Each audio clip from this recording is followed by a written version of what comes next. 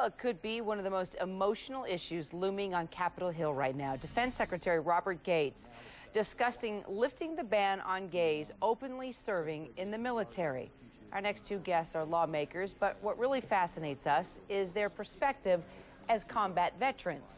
Representative Duncan Hunter is a former Marine who served 2 tours in Iraq and 1 in Afghanistan.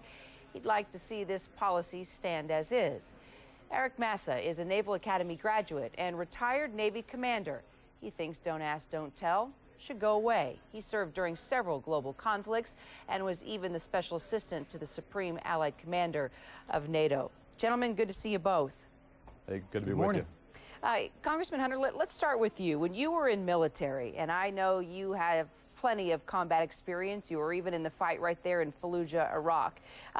When you were active, did anyone come out to you?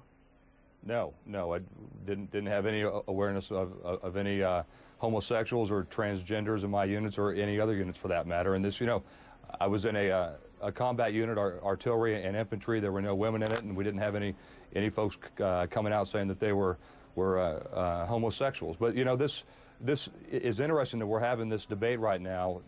They're holding an hour debate in the Senate in the Armed Services Committee on Don't Ask, Don't Tell. They have not dedicated a full hearing to roadside bombs, the #1 killer of Marines and soldiers in our military over there. So we aren't focusing on how to win the war in Afghanistan and Iraq. We're going to focus on changing social policy with our all-volunteer military in the midst of 2 wars. And that's the wrong time for this debate, I think. Well, wrong time for the debate, but it's going on, and it's obviously been a very hot-button issue, as it is with you. You said that you never knew of anybody that was gay with whom you served. What if someone would have come up to you and come out to you? At that point, would that have changed how you went into battle? Will that have changed how you fought alongside that individual? Seriously, if you were in the heat of it, right there in a firefight in Fallujah, and somehow at some point you discovered that earlier in the morning or later in the day, would you look at that warrior differently at that moment in the heat of battle?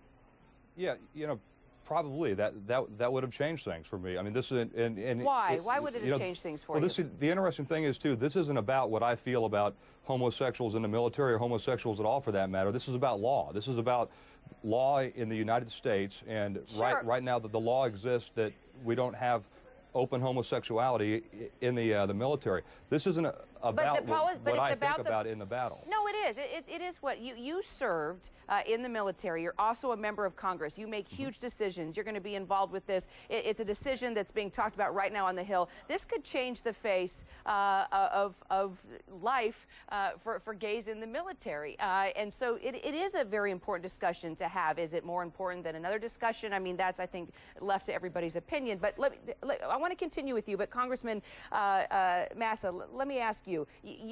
What about you? Did anybody ever come out to you in the military? Did you serve with any gays in the military? Well, first off, I think your listeners should understand that Congressman Hunter is a highly decorated combat veteran. I served for 24 years in the military, and my record does not stack up against his many months overseas. But he and I both come from an ethos where honesty and integrity are core values of uniformed military personnel. And to require men and women to serve under a lie where disingenuousness and dishonesty has to be the call of the day is simply wrong. For those to say that this impacts combat effectiveness, I ask them to look no farther than our close allies like Israel. Now, no one is going to say that the Israeli army is not combat tested or battle scarred, and yet in that army, which reflects a government and a people of deep cultural and religious beliefs, gays openly serve, as now in England, where first it was tested and found to have no impact whatsoever on combat readiness. And yet, in those 2 services, should those members execute exchange duty with our armed forces, because of our policies, they cannot. I know there's common ground here. I know Duncan, and I've known him since before he joined the Marine Corps. And he and I have absolute beliefs in honesty and integrity in combat units. This won't have an impact on combat readiness. We've seen that in our allies. And gays have been serving in the military for as long as we've had a military. In fact, any commander who doesn't understand who is, or in fact, who isn't in their unit, is probably kind of disconnected from reality, because I can tell you this, the troops all know And by some recent polling, 60 to 70% don't care. This is not a military issue. It is a political issue. And therefore, it is correct that it's being dealt with where it is amongst the dozens of hearings that we have on military equipment, roadside bombs, tactics, and strategy. And so, Congressman Duncan, with that in mind, that ethos that your fellow congressman mentioned, you know, being gay, does that make you a weaker warrior?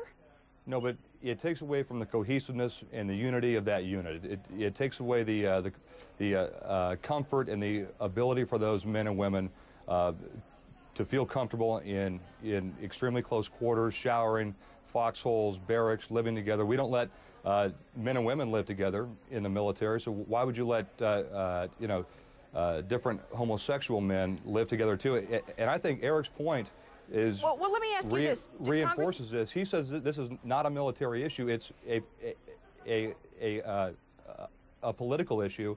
It is a political issue that should not be forced on the military without the military wanting it. This is not for different ideological groups to decide. This is for the military to decide. You know, and you mentioned this. If I could for just a moment, Congressman Massa, let me throw in as Congressman Hunter mentions this cohesive military. You know, General John Shalikashvili came forward, the former chairman of the Joint Chiefs of Staff, and he actually wrote in a statement last week: "As a nation built on the principle of equality, we should recognize and welcome change that will build a stronger, more cohesive military." As you just mentioned, Congressman Hunter, it's time to repeal Don't Ask, Don't Tell. Congressman Massa, I mean, you mentioned the impact worldwide in military. I mean, is there any proof that if you come out and say, I'm gay, whether you're special forces or just private first class, is that really going to tear up a cohesive military? I'm far more interested that military members can shoot, fly, and sail straight than as to whether or not they are straight. And I'm joined by former Admiral Joe Sestak, member of Congress, and former Sergeant Major Tim Waltz, member of Congress, and a combat Iraq veteran who's taken a lead on this, also a member of Congress, Pat Murphy. We and many others, and the vast majority of Americans, believe that it is time to end this incredibly irresponsible, incredibly expensive, hundreds of millions of dollars, 13,000 members of the armed forces ejected, which, by the way, means that someone has to take their place and serve even longer tours overseas in hostile environments. I believe very strongly it's time to end this policy. Final thought, Congressman Hunter, we got to go. Yeah, it's 0.5% of all people that have been discharged in the last 9 years. 0.5% of them have been discharged because they were homosexual. This is not a readiness issue. This is not an impact issue. It's not hurting the military that we're discharging homosexuals. We need to win the wars in Iraq and Afghanistan, not talk about pushing social ideology and experimenting with the military while we're in these two conflicts. Representative Duncan Hunter and Representative Eric Massa, great discussion. I thought it, just the fact that you both have served, I thought added a lot to this debate and the power of the debate. Well, just for the record, I think Duncan owes me a beer when we get back to Washington. Okay, here we go. Beer Summit Part 2, and we will talk about homosexuality in the military. I hope I can be a part of that. Gentlemen, appreciate it. All right, that brings us to today's blog question. We did